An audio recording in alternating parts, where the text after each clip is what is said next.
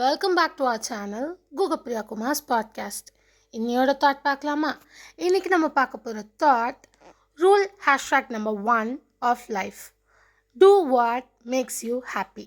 அதாவது லைஃபோட first rule, உன்னை சந்தோஷமாக வைக்கிற விஷயத்த செய். சிம்பிளாக சொல்லணுன்னா, உனக்கு எது உண்மையான சந்தோஷத்தை தருதோ அதை தான் செய்யணும்.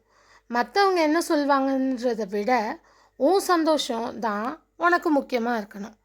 ஸோ உங்களுக்கு எது பிடிக்குதோ அதை பண்ணுங்கள்.